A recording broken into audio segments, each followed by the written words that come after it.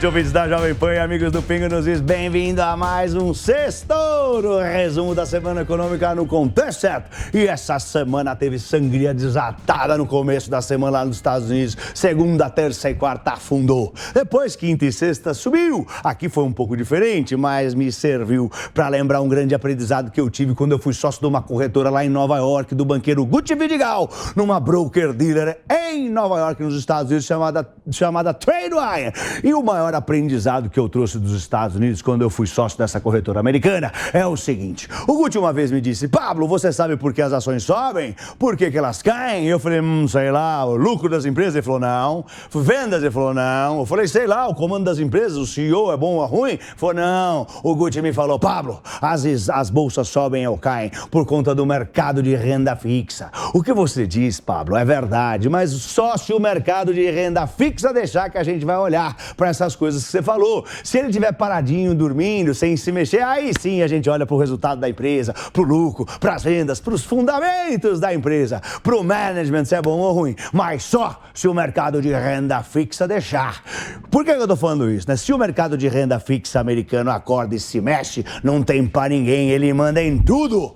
Daí eu pensei, né, gente, poxa, o mercado de renda fixa americano é o maior do mundo mesmo. 60% do dinheiro dos países está aplicado em título de renda fixa americano. Os nossos 350 bilhões de dólares das reservas internacionais brasileiras que estão em dólar estão aplicados no renda fixa americano, nos chamados T10. A China tem 8 trilhões de dólares investido lá, a Alemanha, Japão, todos os países investem as suas reservas no mercado de renda fixa americano. É o maior mercado do planeta Terra. São os chamados T10. Bota o T10 aqui, Cabral. São os títulos de renda fixa pré-fixado 10 anos, o equivalente ao nosso tesouro direto. São os bonds, é o bond market que manda nas bolsas, tá? Como eu disse, é equivalente ao tesouro direto pré-fixado 10 anos do mercado brasileiro. O mercado de bonds, de títulos de renda fixa americano, é tão enorme frente ao mercado de ações que eu posso fazer uma analogia, é como se fosse o Sol e a Terra.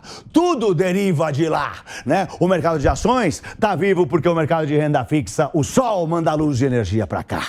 E essa semana o Sol se mexeu. Foi isso que aconteceu no começo da semana e por isso que as bolsas afundaram com força. E você tem que se lembrar que o Sol mexe nas marés e a maré subiu essa semana. Ou seja, o mercado de renda fixa estressou na quarta-feira, tá? E quando o mercado de renda fixa estressa, tudo estressa. As bolsas estressam, o dólar estressa, as criptomoedas estressam, tudo estressa e por aí vai. E o que estressa o mercado de renda fixa? Inflação. E isso nos leva ao primeiro ponto do nosso sextouro de hoje, o fantasma da inflação. A inflação ao consumidor, que saiu quarta-feira lá nos Estados Unidos, veio muito forte, muito mais forte do que todo mundo esperava e fez as taxas de juros nos Estados Unidos saltarem de 1,5%, de 1,50% que estavam até 1,70%. Foi uma alta muito forte, a quase 15% de alta, e as bolsas azedaram no mundo inteiro e o dólar disparou em tudo quanto é lugar. Vamos lá ver o gráfico do Ibovespa agora, Cabral. Joga lá, o Ibovespa, né, na quarta-feira, o outro, Cabral. Aqui, ó, segunda-feira tava aqui tranquilo, depois na terça caiu e subiu, mas na quarta-feira, quando saiu os dados, ele afundou. A bolsa afundou igual uma jaca do pé, os ursos saíram correndo das cavernas e o desespero dos investidores era claro, né? E com o medo que o Banco Central americano reduza os estímulos e pare de injetar dinheiro nas economias e antecipe uma alta de juros que está prevista só para depois de setembro de 2023. E isso me leva ao segundo ponto do nosso sextouro, os Fed Boys. Os diretores do Banco Central americano se dividiram em equipes e saiu todo mundo correndo em diferentes estados americanos. Saíram numa cruzada, numa jornada para acalmar os mercados. Juraram de pé junto que não vai ter inflação e que se tiver, vai ser temporária, ninguém precisa se preocupar. E era que esse número que tinha saído era fora da curva. Calma, pera, não é isso aí. Não vai ter inflação, gente, eu juro por Deus. Falaram os dirigentes do Federal Reserve, o Banco Central americano, e disseram que as metas de emprego e de inflação estão longe de serem alcançadas, apesar da retomada da economia que está levantando o preço das coisas. Eles juraram de novo pela mãe deles que tudo vai continuar como está e que não vão subir os juros, eu juro por Deus, eles falavam. Eles não vão parar de injetar dinheiro, dizem eles. Bom, os investidores ficaram olhando esse desespero aí, opa, que é isso aí? Aí o tudo foi acalmando, e quinta-feira, né, o T10, volta lá no gráfico do juro americano, quinta-feira os T10 arrefeceram, a partir da quinta começou a voltar um pouco. Hoje, os juros está terminando na sexta-feira com 1,63, mas bateu 1,70 ontem, na quinta-feira. Mas aí, na quarta-feira, desculpe, na quinta-feira veio arrefecendo, veio acalmando e as bolsas voltaram a subir. E o dólar, por sua vez, bota aqui o gráfico do dólar, o dólar, por sua vez, ficou paradinho na quinta-feira, tá aqui na quinta-feira. Ele até oscilou, mas ele terminou praticamente no 0 a 0, né? E a boa notícia, né, é que, para ajudar na inflação aí, a boa notícia do dia é que o minério de ferro despencou na China hoje, deu circuit breaker, limite de queda no minério de ferro, o que deu mais tranquilidade ainda, porque isso ajuda a derrubar a inflação, né, ajuda, e o T10, como a gente viu, está terminando a semana a 1,63%, né, pagando, é o equivalente ao título de renda fixa pré-fixado 10 anos, né, está pagando 1,63 por ano, por 10 anos, e as bolsas voltaram a sorrir, graças a Deus, ao nosso Deus Sol. O mercado de renda fixa se acalmou, mas é bom deixar claro que a gente finaliza a semana com o mercado dividido entre acreditar ou duvidar que o Banco Central americano vai manter os juros baixos e acreditar ou duvidar que o Banco Central não vai diminuir os juros, vai continuar injetando 120 bilhões de dólares por mês na economia, para aquecer a economia, e vai tentar não deixar a inflação correr, e vai ter que convencer os investidores que a inflação não vai pular, porque eu nunca vi tanta unanimidade, todo mundo acha que vai ter inflação, menos o pessoal do Banco Central americano, o resto do planeta acha que vai ter. Bom, o terceiro ponto para o nosso setor é a safra de balanços brasileiros. Diferente do mau humor lá fora, os balanços do primeiro trimestre do Brasil mostraram resultados sólidos na maioria das empresas. Vai, Torinho!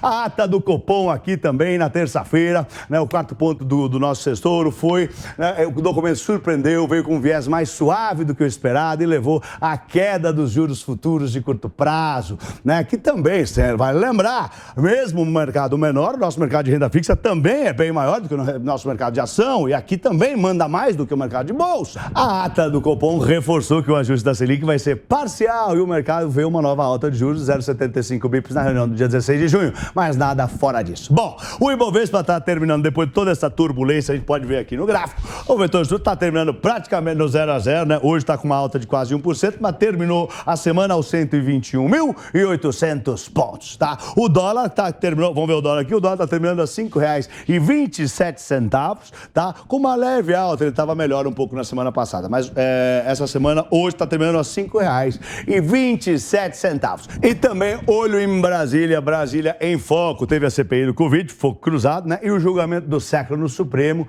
né? O julgamento do século no Supremo, que acabou, terminou com viés mais positivo para as empresas. Esse processo tributário é considerado o maior da história do Brasil e o STF decidiu que o ICMS deve ser excluído do cálculo do PIS e do COFINS e que as empresas só vão poder recuperar o imposto pago a mais se elas entrarem com o processo antes do dia, se elas entraram com o processo antes do dia 15 de março, lá de 2017. E o sexto ponto importante do nosso setor é o oleoduto hackeado lá nos Estados Unidos. O petróleo teve 2 eventos importantes que mexeram com a sua cotação. Outra é da OPEP, tá? Essa semana, o maior oleoduto dos Estados Unidos, de uma empresa chamada Colonial, ficou parado depois de um ataque hacker que invadiu lá e travou. E aí o abastecimento de petróleo ficou comprometido lá nos Estados Unidos e voltou quarta-feira. Isso ajudou também as bolsas. E B, né, o segundo, a OPEP manteve a previsão da demanda global, né, para esse ano e manteve a previsão em 6 milhões de barris por dia. É grande. E o sétimo ponto do setor é o Elon Musk, o dono da Tesla que causou nas bitcoins. Ele é um dos caras mais ricos do planeta Terra. E o Elon Musk, que é um super entusiasta das bitcoins, comprou um monte de bitcoin e depois de comprar ele disse que ia aceitar as bitcoins para vender os carros da Tesla. E aí agora ele decidiu não aceitar mais, dizendo que a mineração faz mal pro planeta Terra. É um brincalhão, né, gente? Fica difícil de acreditar que ele não tenha vendido antes de falar isso, porque as bitcoins afundaram depois de que ele falou isso, né? Se fosse uma ação na bolsa, ele teria um problemão. Se fosse um ativo financeiro regulado pelas autarquias, ele teria um grande problema nas suas mãos. Mas como é criptomoeda, não não tem regra, não tem lei, então não tem problema, ele não fez nada ilegal. Ele vai lá, fala que vai aceitar, a ação sobe, a Bitcoin sobe, ele vende, depois ele fala que não vai aceitar, ela cai e ninguém pode fazer nada. Aliás, no domingo ele falou bem mal da Dogecoin, aquela criptomoeda que é uma piada, é um meme, é uma brincadeira, uma palhaçada, e ela fundou 40%. Mas hoje ele falou super bem e ela subiu 20%. Eu acho que ele comprou quando caiu 40%, aí ele ficou comprando, aí ele foi lá, primeiro ele falou mal, aí caiu, aí ele comprou, aí depois que subiu ele fala bem, aí ele vende. Ou ele pode vender depois. De novo, as criptomoedas não têm lei, então ele pode manipular os mercados sem infringir nenhuma lei, sem criar nada ilegal. Então ele pode falar que é uma porcaria, ela funda, ele compra, ele fala que é ótimo, ela sobe, ela vende, depois ele fala que é uma porcaria, ela cai. Ele pode fazer. Então, muito cuidado quando você for operar Bitcoin, Dogecoin, saiba que se você tem que estar lá para especular, tá, gente? Cuidado que esses caras estão mexendo nesses mercados. Eles são muito fortes, muito grandes e muito influentes. 8º ponto, os indicadores econômicos no geral. Então, assim, no geral, eles vieram, os indicadores econômicos brasileiros indicaram uma recuperação forte da economia brasileira. Veio muito positivo num geral. O volume de serviços, né? O IBCBR, que é uma prévia do PIB, também caiu bem menos do que o esperado. Várias casas revisaram para cima as projeções do PIB do Brasil, né? O Goldman Sachs subiu de 4,1 para 4,5. O JP Morgan de 2,9 para 4,1. Vai, Torinho! E lá nos Estados Unidos também o seguro de pedido de desemprego, né? Também vieram menores do que o esperado, né? Menos gente desempregada. Foi o menor nível da pandemia, veio 473 mil pedidos de desemprego, a expectativa era que viesse no mínimo 500 mil. Né? Isso também indica uma retomada do mercado de trabalho americano. Vai, Torinho! E a inflação medida pelo IPCA de abril por aqui saiu em linha com o esperado e acalmou os investidores. Lembre-se, o que estressa o mercado de renda fixa, que é o maior mercado do mundo, é a inflação. Aliás, se você quiser entender mais sobre como os indicadores financeiros movimentam as marés dos mercados, compre o curso Touro de Ouro, uma parceria da Jovem Pan e da New Cursos, comigo dando as aulas. newcursos.com.br, NIU-cursos.com.br, todo junto. Use o voucher Sextouro para você ter um desconto maravilhoso e dividir em 12 vezes sem juros.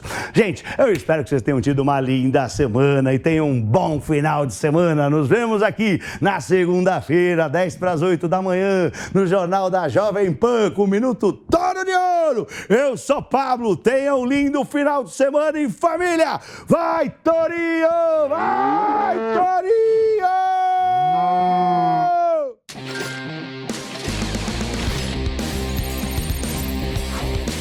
Economia no contexto certo. Sextou!